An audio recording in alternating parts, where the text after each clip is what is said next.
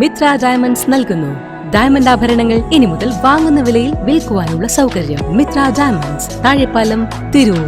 പൊന്നാനി സ്വദേശിനി സുലേഖയെ തലക്കടിച്ച് കൊലപ്പെടുത്തിയ കേസിൽ ഭർത്താവ് യൂനസ് കോയയ്ക്കായി പോലീസ് അന്വേഷണം ഊർജിതമാക്കി.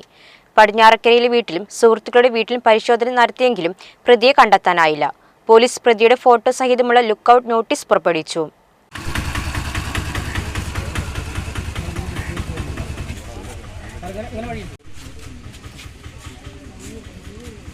സംഭവശേഷം വീടിന് സമീപത്തെ കനോലി കനാൽ നീന്തി പ്രതി രക്ഷപ്പെട്ടതായാണ് വിവരം. പോലീസ് ഇയാളുടെ ഫോട്ടോ സഹിതമുള്ള ലുക്കൌട്ട് നോട്ടീസ് പുറപ്പെടുവിച്ചു. മലപ്പുറത്ത് നിന്നുള്ള ഡോഗ് സ്ക്വാഡും ഫോറൻസിക് വിദഗ്ധരും സ്ഥലത്തെത്തി തെളിവെടുത്തു.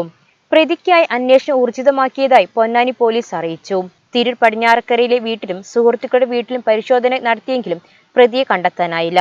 മദ്യപാനത്തിനും മറ്റു ലഹരി വസ്തുക്കൾക്കും അടിമയായ യൂനസ് കോയ സ്ഥിരമായി ഭാര്യയെ ഉപദ്രവിക്കാറുണ്ടെന്ന് നാട്ടുകാർ പറഞ്ഞു. മത്സ്യത്തൊഴിലാളിയായിരുന്ന ഇയാൾ 3 വർഷം മുമ്പാണ് വിദേശത്തേക്ക് പോയത്.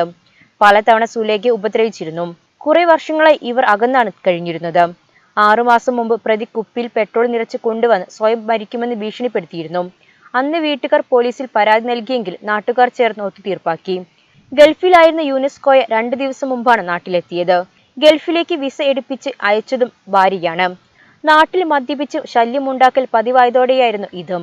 സുലേഖയുടെ മൃതദേഹം പൊന്നാനി ഹാജിർ പള്ളി ഖബർസ്ഥാനിൽ ഖബറടക്കി.